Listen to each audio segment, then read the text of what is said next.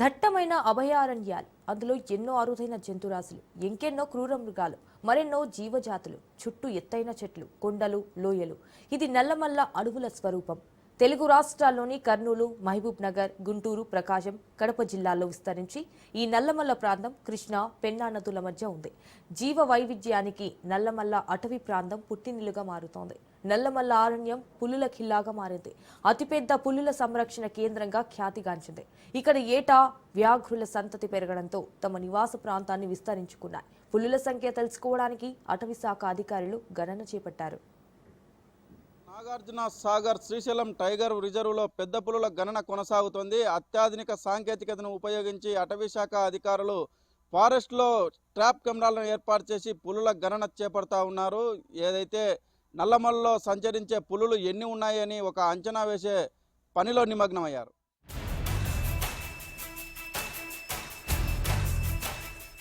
దేశంలో పులులను సంరక్షించే లక్ష్యంతో భారత ప్రభుత్వం 1973 ఏప్రిల్ 1న ఇందిరాగాంధీ టైగర్ రిజర్వ్ ప్రాజెక్టును ప్రారంభించింది.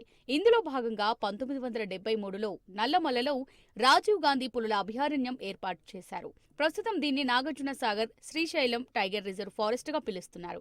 దేశవ్యాప్తంగా 55 పులులు సంరక్షణ కేంద్రాలున్నాయి. వాటిలో నల్లమలలోని Nagarjuna Sagar Srisailam tiger reserve forest అతిపెద్దదిగా గుర్తింపు పొందింది. ఇక్కడ అనువైన వాతావరణం ఉండడం, పులులు ఆహారం కోసం వేటాడేందుకు జంతువులు అధికంగా ఉండడంతో వాటి సంఖ్య ఏటా పెరుగుతోంది. దీంతో దేశంలోనే అతిపెద్ద వ్యాఘ్ర సామ్రాజ్యంగా నల్లమల గుర్తింపు పొందింది.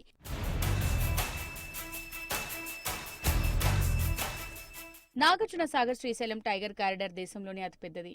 నల్లమల అభయారణ్యం పెద్ద పులుల కిల్లాగా పేరుగాంచింది. పులుల సంరక్షణకు అటవీ అధికారులు చేపట్టిన ప్రత్యేక చర్యలు సత్ఫలితాలనిస్తున్నాయి. వాటికి కావలసిన సరైన ఆహారం, ఆవాసం ఉండేలా జాగ్రత్తలు తీసుకుంటున్నారు. దీంతో పులుల సంతతి క్రమేణా పెరుగుతుంది. 2010లో 45 పులులున్నట్టు పులుల గణనలో తేలింది. 2022వ సంవత్సరానికి వీటి సంఖ్య 76కు చేరింది.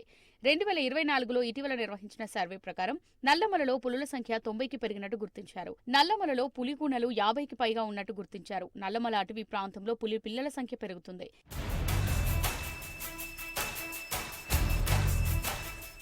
సంతతి పెరుగుతుండటంతో పులులు తమ ఆవాసాన్ని విస్తరించుకుంటున్నాయి. ఇప్పటి వరకు 9 పులులు నల్లమల నుంచి ఇతర జిల్లాల్లోని అడవులకు వెళ్లివస్తున్నట్టు గుర్తించారు.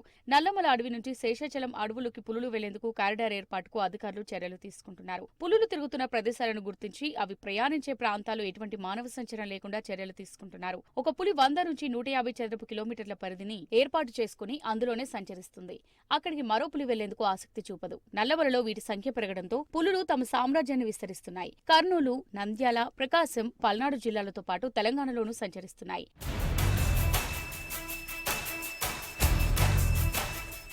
తాజాగా శేషాచలం అడవుల వైపు పులులు వెళ్లేందుకు సిద్దమవుతున్నట్లు అధికారులు గుర్తించారు. కడప జిల్లాలోని లంక మల్లేశ్వర అభయారణ్యం, నెల్లూరు జిల్లాలోని పెనుసిల లక్ష్మీ నరసింహస్వామి అభయారణ్యంలో 2 పులులు సంచరిస్తున్నట్టు ట్రాప్ కెమెరాల ద్వారా గుర్తించారు. పులుల సంతతి పెరుగుదలకు శేషాచలం అడవులు అనుకూలంగా ఉన్నట్టు అధికారులు గుర్తించారు. ఈ నేపథ్యంలో పులుల ఆవాస విస్తీర్ణం పెంచేందుకు అటవీ అధికారులు చర్యలు చేపట్టారు.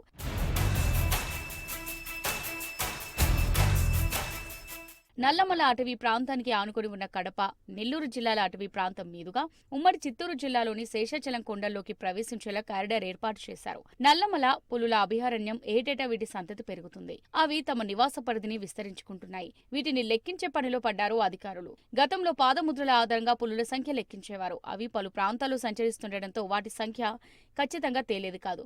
ప్రస్తుతం ఆధునిక సాంకేతికతను వినియోగిస్తున్నారు. మనుషులను వేలిముద్రల ఆధారంగా గుర్తించినట్టు పులులను వాటి శరీరంపై ఉండే చారల ఆధారంగా లెక్కిస్తాం. నల్లమల అభయారణ్యంలోని ఆత్మకూరు, నంద్యాల, మార్కాపురం, గిద్దలూరు డివిజన్ల పరిధిలో ప్రస్తుతం గణన చేపడుతున్నారు. జనవరి 1 నుంచి ఫిబ్రవరి 10వ తేదీ వరకు ఈ ప్రక్రియ కొనసాగనుంది. నాగార్జున సాగర్ శ్రీశైలం టైగర్ రిజర్వ్లో పెద్ద పులుల సంతతి గణనీయంగా పెరగడంతో అటు ఫారెస్ట్ అధికారులు, ఇటు ప్రకృతి ప్రేమికుల్లో ఆనందం వ్యక్తమవుతోంది. వీడియో జర్నలిస్ట్ శివశంకర్తో మధు, రాజ్ న్యూస్, కర్నూలు జిల్లా.